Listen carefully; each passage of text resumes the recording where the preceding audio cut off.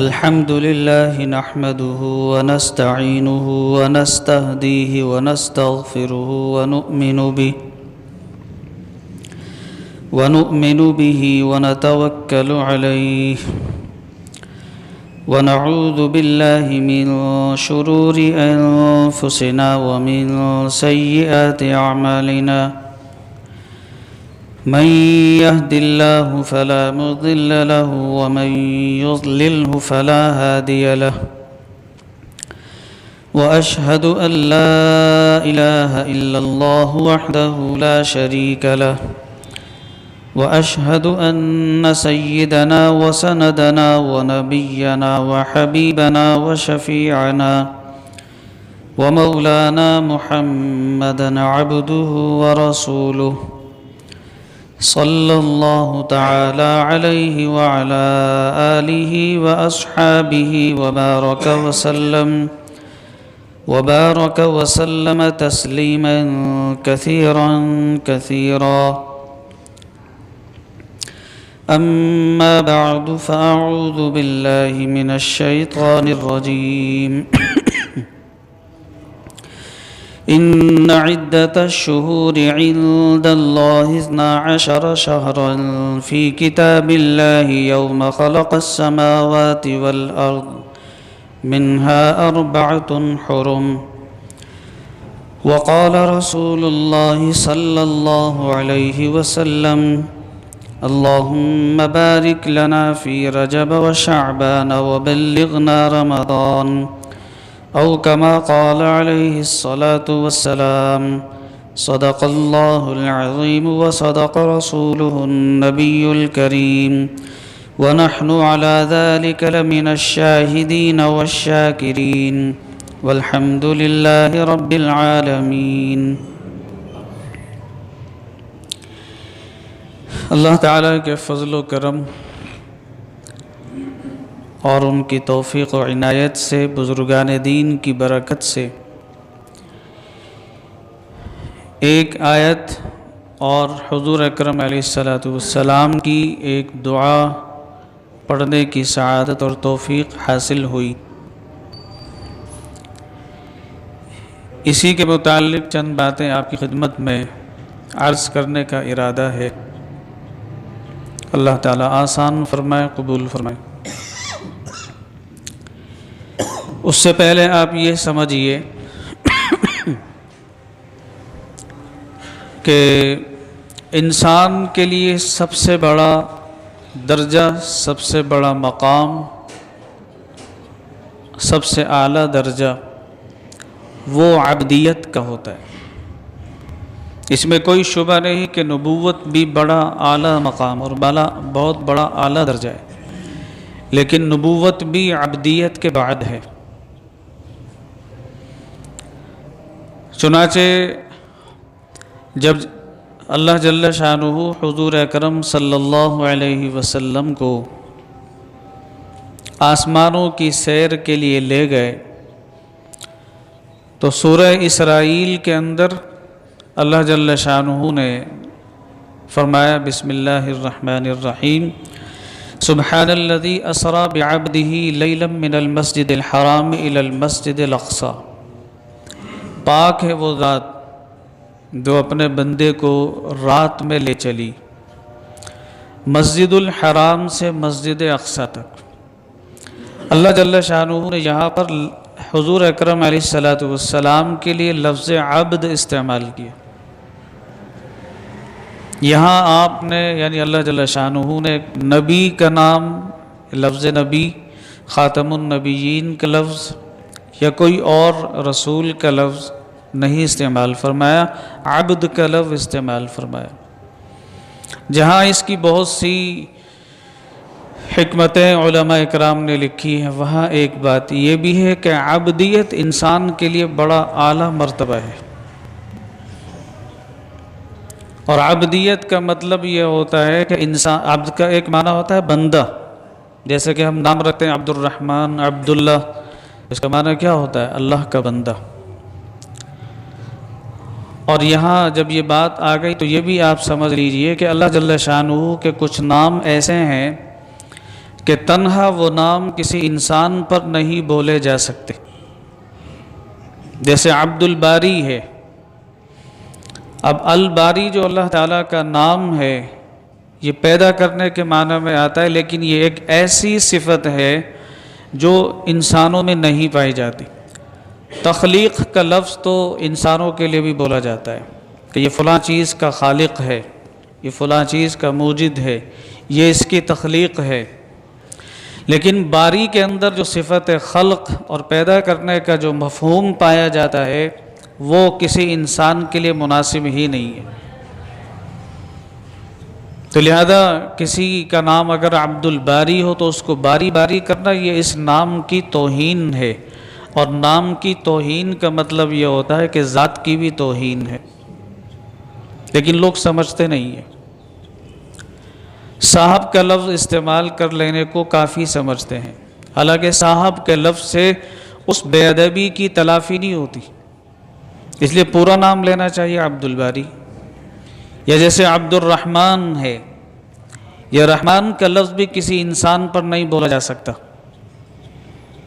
اس لیے صرف رحمان رحمان کرنا یہ اس کی توہین ہے، بے ادبی ہے. یہ اس کے ساتھ لفظ صاحب آپ لگا دیں تب بھی غلط ہے. یہ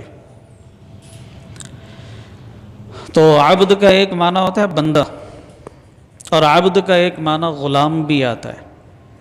عربی زبان میں عبد غلام کو بھی کہتے ہیں، لیکن ظاہر ہے کہ یہ معنی سرکار دو عالم صلی اللہ علیہ وسلم کے لیے تو سخت نامناسب ہے. اس لیے عبد کا معنی وہاں بندہ ہے. تو عبدیت، بندگی جو ہے انسان کی بڑی اعلیٰ صفت ہے کہ وہ اپنے آپ کو ہر وقت اللہ تعالیٰ کا بندہ سمجھے، اللہ تعالیٰ کو ہر وقت اپنا خالق اور مالک سمجھے، اپنا آقا سمجھے، اور ہر وقت اپنے آپ کو اللہ کا بندہ سمجھنے کا مطلب یہ ہے کہ سرکار دو عالم صلی اللہ علیہ وسلم نے جس طریقے سے اپنی زندگی گزاری، جو سیرت کی کتابوں میں محفوظ ہے، اس کی نقل کرنا، اس کو اختیار کرنا، یہی عبدیت ہے. یہ نہیں کہ آدمی کو کوئی منصب حاصل ہو جائے، کوئی مقام حاصل ہو جائے، کوئی عہدہ اس کو حاصل ہو جائے، کوئی روپے پیسے اس کے پاس آ جائے، مال و دولت اس کے پاس آ جائے، کوئی عہدہ مل جائے، کوئی شہرت مل جائے، تو اب وہ اپنے آپ کو دوسروں کے مقابلے میں برتر سمجھنے لگے. یہ عبدیت نہیں، یہ تکبر ہے، یہ بڑائی ہے، یہ انتہائی خراب صفت ہے. شیطان کے اندر اسی تکبر کی وجہ سے ہی اللہ تعالیٰ نے اس کو ہمیشہ کے لیے راندہ درگاہ کر دیا. تو عبدیت یہ ایک بڑے اعلیٰ درجے کی صفت ہے. جب انسان اپنے آپ کو ہر وقت عبد سمجھے گا، بندہ سمجھے گا، تو اس کی گردن میں سریا نہیں پیدا ہوگا. پھر وہ ملازمین کو بھی اپنی پیروں کی جوتی نہیں سمجھے گا، ان کو وہ حقوق دے گا جو نبی علیہ السلام نے غلاموں کے اور ملازمین کے ارشاد فرمائے کہ جو خود کھاؤ وہ انہیں کھلاؤ، جو خود پہنو وہ انہیں پہناؤ، جو اپنے لیے پسند کرتے ہو وہ ان کے لیے پسند کرو.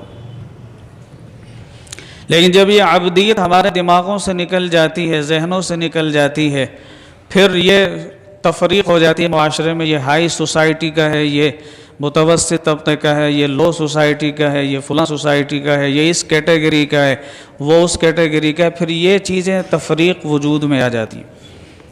اللہ تعالیٰ کے ہیں یہ تفریق نہیں ہے. وہ تو کہتا ہے ان اکرمکم عند اللہ اتقاکم، کہ اللہ تعالیٰ کے ہاں جو سب سے زیادہ باعزت ہے، سب سے زیادہ اکرام کا مستحق ہے، سب سے زیادہ وقار کا مستحق، وہ اتقاکم، وہ ہے جو تم میں سب سے زیادہ متقی ہو، جو سب سے زیادہ پرہیزگار ہو، جس کے دل میں سب سے زیادہ خوف خدا ہو، وہ ہے باعزت. اللہ کے ہاں وہ باعزت ہے، لوگوں کے ہاں بھلے کوئی دوسرا ہو.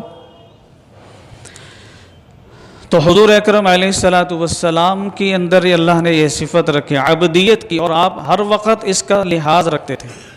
چنانچہ نبی علیہ الصلوۃ والسلام جب بھی آپ آرام کے لیے لیٹے کبھی پاؤں پسار کر نہیں لیٹے کہ بالکل پاؤں آپ نے پھیلا دیے ہوں، کبھی نہیں لیٹے، ہمیشہ گھٹنے موڑ کے لیٹتے تھے اور ہمیشہ کروٹ پہ لیٹتے تھے اور اپنے دائیں ہاتھ کو رخسار کے نیچے رکھتے تھے۔ اور اس دائیں کروٹ پہ لیٹنے کا ایک فائدہ یہ ہے کہ انسان کو گہری نیند نہیں آتی، کیونکہ دل ہوتا ہے بائیں طرف، جب آدمی دائیں کروٹ پر لیٹتا ہے تو دل لٹک جاتا ہے، اس لٹکنے کی وجہ سے غفلت کی نیند نہیں آتی اور آدمی جلد ہی بیدار ہو جاتا ہے۔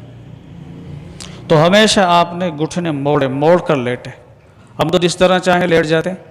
بہت سے بزرگان دین کے بارے میں بھی یہی بات آتی ہے، ساری زندگی کبھی پیر پھیلا کے نہیں لیٹے، ہمیشہ گھٹنے سکیڑ کے لیٹے، یہی سنت ہے، یہی عبدیت کا اظہار ہے۔ یہ وہی کرے گا جس کے گردن میں سریا نہیں ہوگا یا جس کو خدا نہ خواستہ کوئی تکلیف نہ ہو۔ بعضوں کو تکلیف ہوتی ہے، وہ میں ان کی بات نہیں کر رہا، عذر کی بات نہیں کر رہا میں۔ اور جب آپ بیٹھا کرتے تھے لوگوں کے ساتھ تو کبھی بھی آپ نے اپنے گھٹنے دوسروں کے سامنے نہیں کھولے، یعنی پاؤں پھیلا کر کے دوسرے کے سامنے کبھی نہیں بیٹھے آپ۔ ہم تو بیٹھ جاتے ہیں، سامنے بیٹھا ہے پیر پھیلا دیے، ماں باپ بیٹھے ہوں، اب تو اولاد کا حال یہ ہے نا، ماں باپ بھی بیٹھے ہوں تب بھی پیر پھیلا کے بیٹھ جاتے ہیں، حالانکہ بے ادبی ہے۔ استاذ کے سامنے پھیلا کے بیٹھ جاتے ہیں، کوئی بڑا بیٹھا ہے اس کے سامنے پیر پھیلا کے بیٹھ جاتے ہیں، بے ادبی ہے یہ عبدیت کے خلاف ہے یہ۔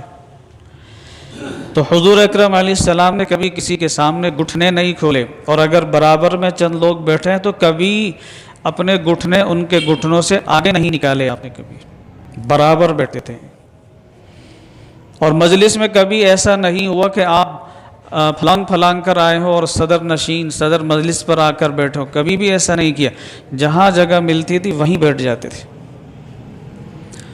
اور راستے میں بھی کبھی آپ نے اپنی الگ شان بنا کر نہیں رکھی۔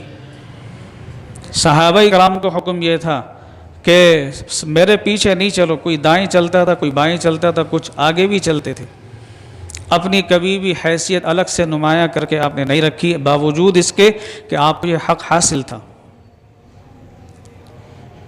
تو عبدیت جو ہے بڑے کمال درجے کی صفت ہے، جب انسان کے اندر پیدا ہو جاتی ہے تو پھر وہ صحیح معنی میں انسان بن جاتا ہے، پھر اس کے اندر نافعیت پیدا ہو جاتی ہے، پھر وہ دوسروں کو فائدہ پہنچانے لگتا ہے۔ اور عبدیت پیدا نہ ہو تو بس اس کی نگاہ صرف اپنی ذات پر رہتی ہے، دوسروں پر اس کی نگاہ نہیں پڑتی ہے۔ تو حضور اکرم علیہ الصلوۃ والسلام کے اندر یہ بڑی کمال درجے کی صفت ہے عبدیت۔ چنانچہ بعض مواقع پر آپ نے حضرات صحابہ کرام سے یہ فرمایا کہ بھائی مجھے بڑھاؤ چڑھاؤ نہیں، میں تو صرف اللہ کا بندہ ہوں۔ صحابہ کرام کبھی محبت میں کوئی لقب اظہار کر دیا کرتے تو اس پر آپ فرما رہے ہیں کہ بھائی مجھے بڑھاؤ چڑھاؤ نہیں، میں تو بس اللہ کا ایک بندہ ہوں۔ تو معلوم یہ ہوا کہ یہ عبدیت بڑے کام کی چیز ہے۔ اس کے بعد اب سب وہ بات سمجھے جو میں آپ کی خدمت میں عرض کرنا چاہتا ہوں، پھر آپ کو پتہ چلے گی کہ اس دعا کی کیا اہمیت ہے۔ بلکہ اس سے پہلے آپ یہ بھی سمجھیے کہ سورہ فتح کے اندر اللہ جل شانہ نے فرمایا بسم اللہ الرحمن الرحیم انا فتحنا لک فتحا مبینا لیغفر لک اللہ ما تقدم من ذنبک وما تأخر، کہ ہم نے آپ کو فتح مبین عطا فرمائی۔ صلح حدیبیہ میں فتح مبین، اللہ تعالیٰ اس کو فتح مبین کہہ رہے ہیں۔ پھر فرمایا کہ لیغفر لک اللہ ما تقدم من ذنبک وما تأخر، ہم نے آپ کی اگلی پچھلی سب خطائیں معاف کر دی۔ تو ایک مرتبہ غالباً ام المومنین سیدہ صدیقہ رضی اللہ تعالی عنہا نے فرمایا کہ یا رسول اللہ صلی اللہ علیہ وسلم، جب اللہ جل شانہ نے آپ کی ساری خطائیں بھول چوک سب معاف کر دی ہیں تو آپ عبادت میں اتنی محنت مشقت کیوں کرتے ہیں کہ آپ کے پیروں پر ورم آ جاتا ہے؟ ایک مرتبہ تو ایک آیت پڑھتے پڑھتے اس ساری رات گزار دی، ان تعذبہم فإنہم عبادک وَإِن تَغْفِرْ لَهُمْ فَإِنَّكَ أَنْتَ الْعَزِيزُ الْحَكِيمُ، کہ اگر آپ ان کو عذاب دیں تو یہ آپ کے بندے ہیں، آپ مالک ہیں، مالک کو اختیار ہوتا ہے جو چاہے کرے، اگر آپ ان کو عذاب دینا چاہیں تو فَإِنَّهُمْ عِبَادُكَ، یہ آپ کے بندے ہیں، وَإِن تَغْفِرْ لَهُمْ فَإِنَّكَ أَنْتَ الْعَزِيزُ الْحَكِيمُ، اور اگر آپ انہیں معاف کریں گے تو آپ زبردست حکمت والے ہیں، آپ کو کون پوچھے گا؟ کوئی نہیں پوچھے گا۔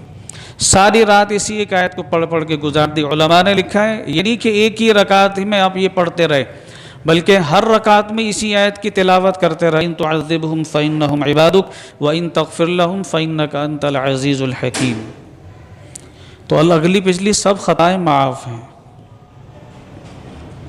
اس کے بعد سمجھیے کہ جیسے ہی رجب کا چاند نظر آتا تھا، حضور اکرم علیہ السلام یہ دعا مانگتے تھے، اللہم بارک لنا فی رجب و شعبان وبلغنا رمضان، کہ یا اللہ رجب اور شعبان کے مہینے میں ہماری عمروں میں برکت عطا فرما، وبلغنا رمضان، اور ہمیں رمضان تک پہنچا دے۔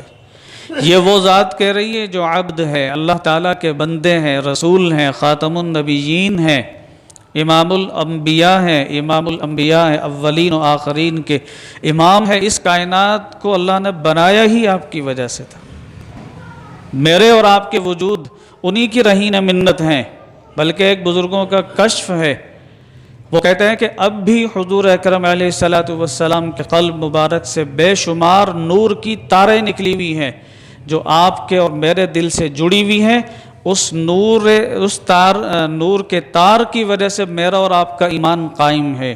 کسی نے کہا یہ کیسے ممکن ہے؟ کہا اچھا، تو انہوں نے کوئی تصرف کر کے وہ کرن اس کے دل سے ہٹا دی، وہ فوراً اس کا ایمان ڈاواڈول ہو گیا۔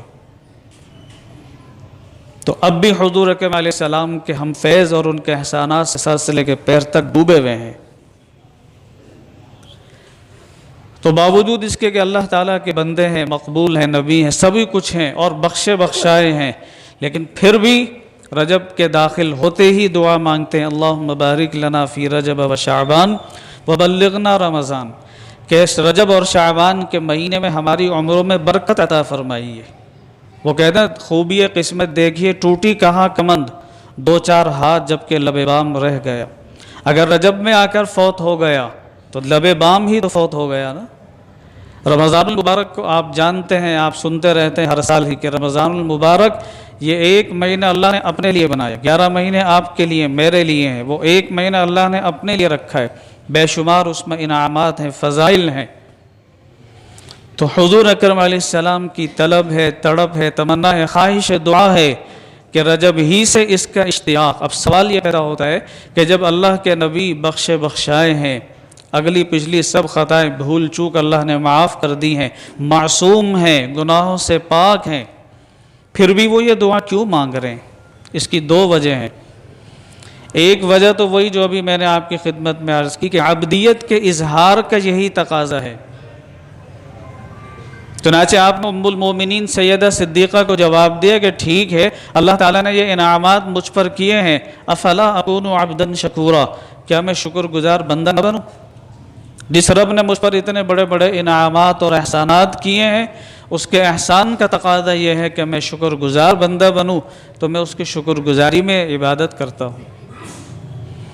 تو یہ دعا جو آپ نے مانگی اظہار عبدیت کے لیے کہ میں اس کا بندہ ہوں، اس کے انعام کی طلب، تڑپ، خواہش، تمنا، شوق ظاہر کرنا، یہ عبدیت کا اظہار ہے۔ یہ اس بات کا اظہار ہے کہ یا اللہ میں آپ کے انعام کا بڑا طالب ہوں۔ سیدنا ایوب علی نبینا و علیہ السلام پر جب اللہ کی طرف سے اشرفیوں کی بارش ہوئی تو کچھ اشرفیاں ان کی جھولی سے ادھر ادھر گر گئی، حضرت ایک ایک اٹھا کر پھر اپنی جھولی میں رکھنے لگے۔ اللہ تعالیٰ نے وحی بھیجی، اے ایوب تمہیں یہ کافی نہیں؟ تو فرمایا کہ آپ کی طرف سے آنے والی ایک ایک نعمت کا میں محتاج ہوں۔ وہ بھی عبدیت کا اظہار تھا۔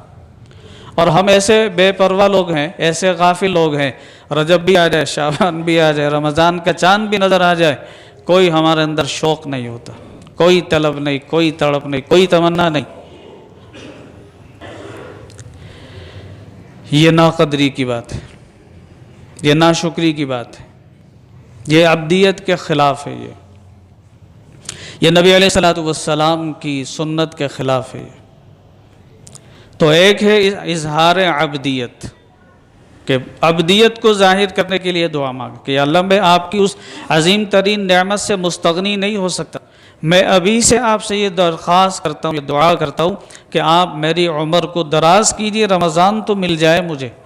رمضان میں جو آپ کی خاص برکتیں نعمتیں ہوتی ہیں، آپ جانتے ہیں کہ فرائض کا ثواب 70 گنا بڑھا دیا جاتا ہے، اور نوافل کو فرائض کے برابر کر دیا جاتا ہے۔ ایک جماعت کے ساتھ جو فرض نماز ادا کیے جاتے ہیں اس کا 27 گنا ثواب ملتا ہے، کم سے کم 27 گنا ہے، بعض روایتوں میں 25 گنا بھی آتا ہے۔ دیگر اشیاء مل جائیں تو پھر وہ بہت زیادہ بڑھ جاتا ہے۔ تو اب اگر آپ 1 روپیہ آج صدقہ کریں گے تو آپ کو 10 گنا ثواب ملے گا، رمضان میں کریں گے تو 27 گنا ثواب ملے گا، اور اگر رمضان کی راتوں میں صدقہ کریں گے تو ہو سکتا ہے وہ شب قدر ہو، تو 1000 مہینوں سے زیادہ، صرف 1000 مہینے کے بندے 83 سال 4 مہینے مسلسل 10 روپے صدقہ کرنے کا ثواب، اور وہ بڑھا چڑھا کر۔ تو اتنی بڑی بڑی نعمتیں ہیں، تو اس لیے آپ نے یہ اشتیاق ظاہر کیا، یہ عبدیت کا اظہار۔ دوسری وجہ ہے اپنی امت کو تعلیم دینا۔ حضور اکرم علیہ السلام نے بہت سارے کام اپنی امت کو سکھانے کے لیے کیے، بلکہ سبھی کام آپ نے کیے۔ روزے آپ پر بھی فرض تھے، نمازیں آپ پر بھی فرض تھی۔ بہت سے جاہل صوفی ہوتے ہیں، وہ کہتے ہیں کہ نمازیں نہیں ہیں، کلین شیو ہیں، ہاتھ میں تسبیح ہے، 2-4 انگوٹھیاں پہن لی ہیں، اور اسی کو اپنا پیری مریدی سمجھتے ہیں کہ ہم جناب اللہ سے ملا دیتے ہیں، آپ کو لوگوں کو ملا دیتے ہیں، پتہ نہیں کیسے ملاتے ہیں۔ حضور اکرم علیہ السلام کے طریقے سے ہٹ کر تو کوئی طریقہ اللہ تک پہنچنے کا ہے ہی نہیں۔ تو سامعین محترم، اس دعا کو یاد کیجیے، اللہم بارک لنا فی رجب و شعبان وبلغنا رمضان۔ یہ اظہار کیجیے اللہ تعالیٰ کے سامنے، اس کی طلب اور تڑپ ظاہر کیجیے۔ پھر 1-2-3 دعائیں اور بھی احادیث میں آتی ہیں۔ وہ شعبان کے مہینے میں نبی علیہ الصلوۃ والسلام سے منقول ہے، مگر اب بھی مانگنے میں کچھ حرج نہیں۔ اللہم سلمنی لرمضان، مجھے رمضان کے لیے سلامت رکھ، وسلم رمضان لی، اور رمضان کو میرے لیے سلامت رکھ، وسلمہ لی متقبلا، اور رمضان کو میرے لیے مقبول بنا کر سلامت رکھ۔ رمضان تو سب کو مل جاتا ہے نا، یعنی جس کے مقدر میں ہوگا اس کو ملے گا، لیکن اگر خدا نہ خواستہ وہ کسی ایسی بیماری میں مبتلا ہو گیا، روزے نہ رکھ سکا، تراویح نہ پڑھ سکا، رمضان تو مل گیا اسے۔ یا بالکل ٹھیک ٹھاک ہے، صحیح سالم ہے، لیکن روزے نہیں رکھتا، تراویح نہیں پڑھتا، تو مقبول تو نہ ہوا اس کے حق میں، رمضان کا پا لینا تو کافی نہیں ہے۔ تو سلمنی، مجھے سلامت رکھ، میں ٹھیک ٹھاک ہوں، اور سلم رمضان علی، رمضان کو میرے لیے سلامت رکھ کے۔ رمضان بھی آتا ہے لیکن جناب پھر بھی رشوت لے رہا ہے، پھر بھی سود خوری کر رہا ہے، پھر بھی دھوکے بازی کر رہا ہے، پھر بھی جعل سازی کر رہا ہے، پھر بھی ملاوٹ کر رہا ہے، پھر بھی غیبت کر رہا ہے، پھر بھی تہمتیں لگا رہا ہے، الزام تراشی کر رہا ہے، شراب نوشی کر رہا ہے، زنا کر رہا ہے، حرام کاری بدکاری سارے کام کر رہا ہے، تو رمضان تو سالم نہ رہا اس کے لیے۔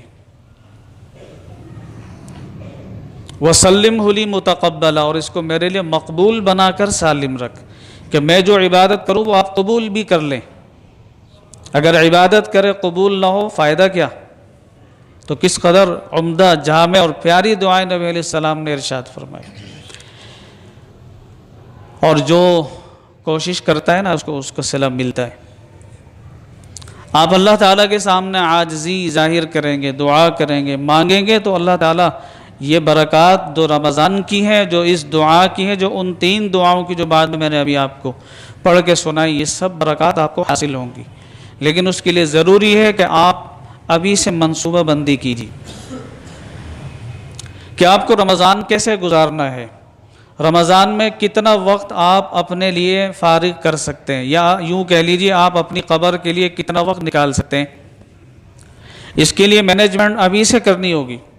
کمپنیز کرتی ہے نا، رمضان المبارک اب رفتہ رفتہ سردی میں آ رہا ہے، تو کمپنیز نے 10 سال پہلے پلاننگ کر لی ہوگی کہ رمضان میں جو مصنوعات استعمال ہوں گی ان 10 سالوں کے بعد، اس کی پلاننگ وہ 10 سال پہلے کر لیں گے۔ پھر جب گرمی کا سیزن آنے لگے گا وہ 10 سال پہلے اس کی پلاننگ کر لیں گے۔ آپ کاروبار کے لیے بھی تو اپنی پلاننگ کرتے ہیں، پالیسیز بناتے ہیں، تو بھائی یہ جسم جو ہے یہ کوئی ہمیشہ یہاں رہنے کے لیے تھوڑی آیا ہے، اس کو فنا بھی ہونا ہے، اس کے اوپر ایک موت بھی آنی ہے، قبر میں بھی جانا ہے، قبر کا مرحلہ آنا ہے، تو اس کی تیاری بھی تو کرنی ہے۔ تیاری کے لیے کون سی عمر چاہیے آپ کو؟ 50 سال کے بعد چاہیے، 60 سال کے بعد چاہیے؟ ابھی چاہیے، بالغ ہوتے ہی اس کی فکر کرنی چاہیے۔ اگر کسی کی عمر اب 50 سال ہو گئی، 60 سال ہو گئی، تو اس کا مطلب یہ نہیں کہ وہ بڑا ہو گیا، اس کا مطلب یہ کہ 50 سال اس کی زندگی کے کم ہو گئے، اب پتہ نہیں کب موت آ جائے۔ اس لیے بھائی ابھی بس فکر کر لیں، جو ہو گیا سو ہو گیا۔ پلاننگ کریں، آپ مینجمنٹ انتظام کریں، نظام الاوقات کو دیکھیں، آپ کتنا وقت بچا سکتے ہیں اپنا، اور بچا کر پھر اس کو تلاوت میں لگائیں۔ قضا نمازیں تو اس کی ادائیگی کی فکر کریں۔ اسی طرح رمضان میں جو کپڑے سلوانے ہیں، جو تیاری کرنی ہے، جو خشک غلہ ہے، خشک چیزیں خریدنی ہے، وہ شعبان میں خرید لیں آپ، تاکہ رمضان میں ان کاموں میں آپ کا وقت ضائع نہ ہو۔ تو یہ ہے جناب، اللہم بارک لنا فی رجب و شعبان وبلغنا رمضان۔ اللہ تعالیٰ مجھے اور آپ کو توفیق عطا فرمائے۔ وآخر دعوانا الحمدللہ رب العالمین۔